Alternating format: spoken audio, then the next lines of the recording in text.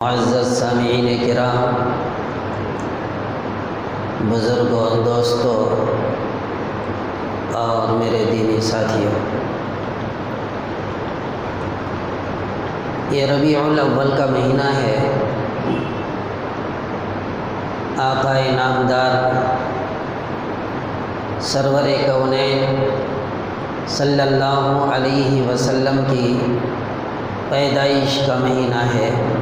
تو نبی کریم صلی اللہ علیہ وسلم کی پیدائش سے پہلے اور بعد، یعنی پیدائش کے بالکل قریب کے واقعات جو بالکل عجیب واقعات ہیں، ان واقعات کو سننے سے بڑی عبرت بھی ہوتی ہے۔ آپ نے یہ بھی سنا کہ نبی کریم صلی اللہ علیہ وسلم جس مہینے میں تشریف لائے صرف اسی پر تقریر ہو سکتی ہے۔ آپ صلی اللہ علیہ وسلم مہینے کی جس رات کو تشریف لائے صرف اسی پر بھی تقریر ہو سکتی ہے۔ آپ جس دن آئے صرف اسی دن پر تقریر ہو سکتی ہے،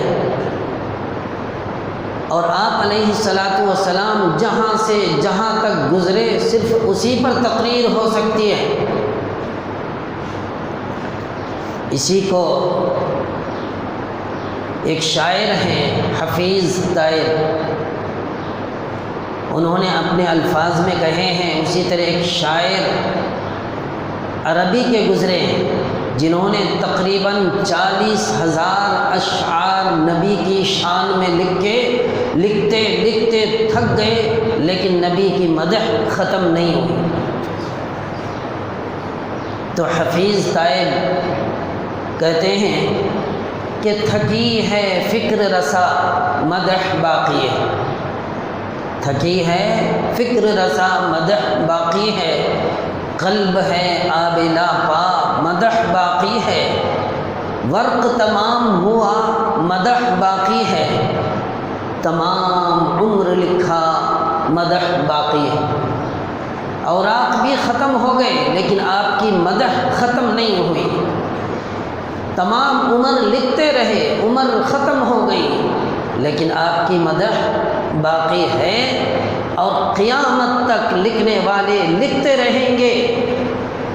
روشنائی ختم ہو جائے گی اور اوراق ختم ہو جائیں گے، عمریں ختم ہو جائیں گی، لیکن ساری کائنات کے سردار جناب محمد الرسول اللہ صلی اللہ علیہ وسلم کا مدح باقی رہے گا، آپ کی تعریف باقی رہے گی۔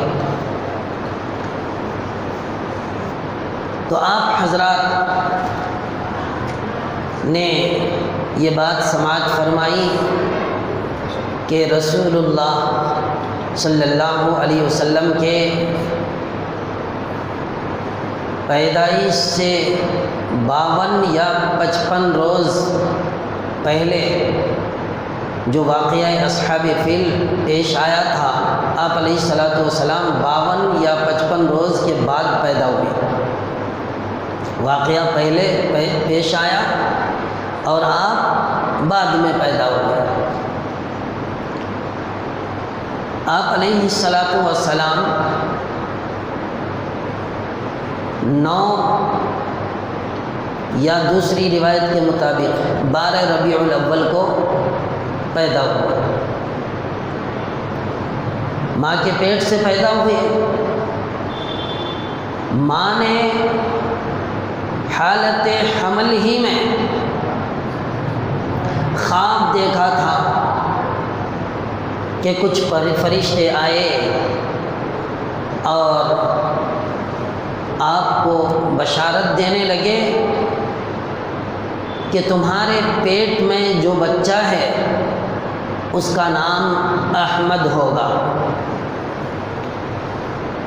اور خواجہ عبد المطلب نے آپ علیہ الصلاۃ والسلام کی پیدائش کے بعد آپ کا نام محمد رکھا۔ یہ دونوں نام بھی بڑے عجیب ہیں، احمد اور محمد۔ 1,24,000 انبیاء کرام علیہم الصلاۃ والسلام اللہ کا پیغام لے کر دنیا کے اندر تشریف لائے، لیکن آپ اگر غور کریں گے تو ان انبیاء میں کسی کا نام احمد نہیں تھا، کسی کا نام محمد نہیں تھا۔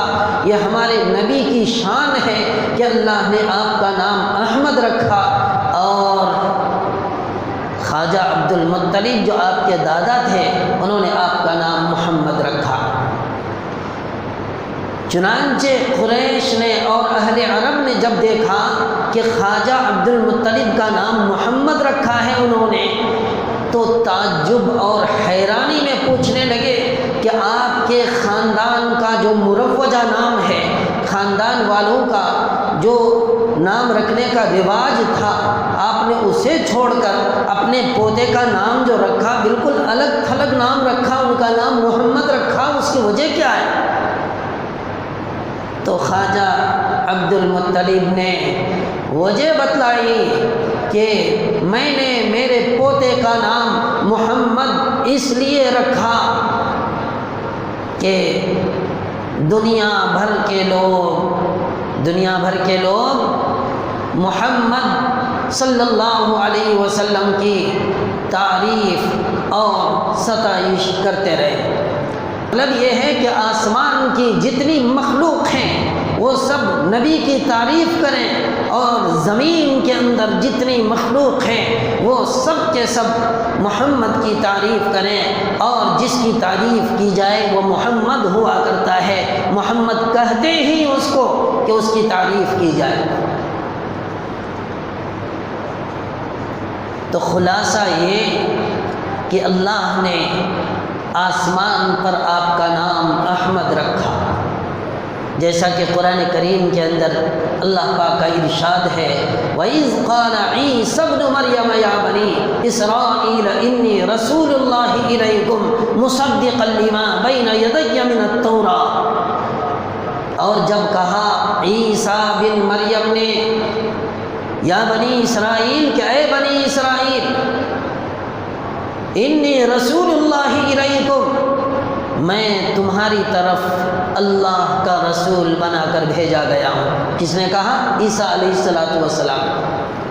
مصدقا لما بین یدی من التوراۃ، کہ میں تصدیق کرنے والا ہوں اس نبی کی جو مجھ سے پہلے آیا، اور اس کتاب کی جو مجھ سے پہلے رسول پر نازل ہوئی، میں تصدیق کرنے والا ہوں۔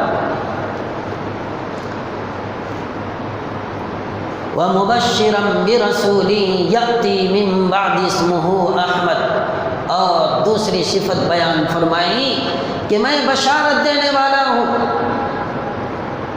اس نبی کی، میں بشارت دینے والا ہوں اس رسول کی جو میرے بعد آئے گا، اور اس کا نام کیا ہوگا؟ احمد صلی اللہ علیہ وسلم ہوگا۔ من بعد اسمہ احمد۔ تو اس آیت کے اندر اللہ تبارک و تعالیٰ نے انبیاء کی دو صفتیں بیان فرمائی۔ ایک صفت یہ کہ جو نبی آتا وہ اپنے سے پہلے نبی کی، اپنے سے پہلی کتاب کی تصدیق کرتا، مصدقا لما بین یدی من التوراۃ، اور بعد میں آنے والے رسول کی بشارت دیتا، خوشخبری سناتا، میرے بعد فلاں نبی آئے گا، میرے بعد فلاں نبی آئے گا۔ تو ہر نبی نے تصدیق کی، ہر نبی نے بشارت دی، لیکن میرے آقا کی شان یہ ہے کہ آپ کے اندر صرف ایک ہی صفت ان میں پائی جاتی ہے کہ آپ نے تو اپنے سے پہلے آنے والوں کی تصدیق کی، لیکن آپ نے اپنے بعد آنے والے کسی نبی کی بشارت دینی ہے۔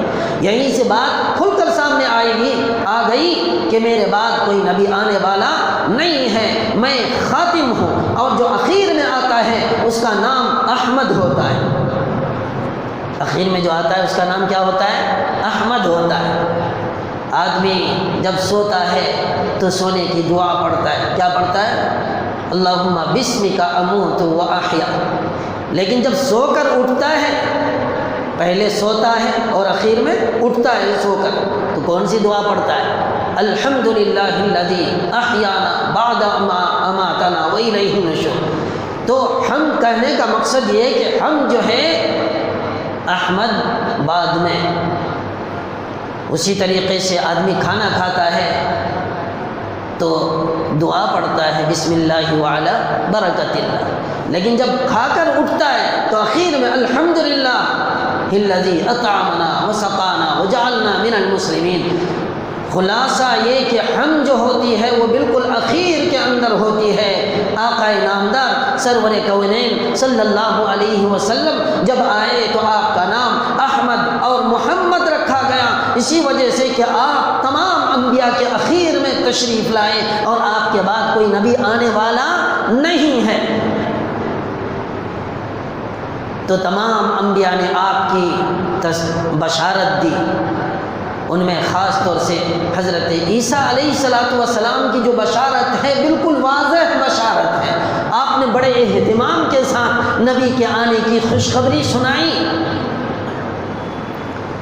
تو دوستو بزرگوں، ہر انبیاء میں دو صفتیں، ایک تصدیق کرنے کی، ایک بشارت دینے کی، لیکن میرے آقا کی صرف ایک ہی صفت یہاں ہے کہ آپ نے تصدیق کی لیکن بشارت نہیں دی کسی نبی کے آنے کی۔ کیوں؟ اس لیے کہ نبی کا سلسلہ ہی اللہ کو ختم کرنا تھا، اس کے بعد کوئی نبی آنے والا نہیں۔ لیکن انسانوں میں نبی کریم صلی اللہ علیہ وسلم کی تصدیق کے لیے حضرت ابو بکر صدیق رضی اللہ تعالی عنہ کو نبی کی جگہ میں کھڑا کیا اور سب سے پہلے آپ نے تصدیق فرمائی نبی کریم صلی اللہ علیہ وسلم کی۔ الذی جاء بہ وصدق بہ اولئک هم المتقون، یہ جو سچ لے کر آیا وہ نبی ہے، وہ رسول ہے، وصدق بہ، اور جس نے تصدیق کی، ایسے لوگوں کو متقین کہا گیا ہے۔ اس سے مراد بعض مفسرین نے حضرت ابو بکر صدیق رضی اللہ تعالی عنہ کو لیا کہ الصدیق مقام الانبیاء، کہ اللہ نے حضرت صدیق اکبر کو انبیاء کے مقام پر کھڑا کیا اور تصدیق کرائی ان کے ذریعے سے۔ تو بہرحال آسمان پر آپ کا نام اللہ نے احمد رکھا اور اس روئے زمین پر آپ کا نام محمد رکھا۔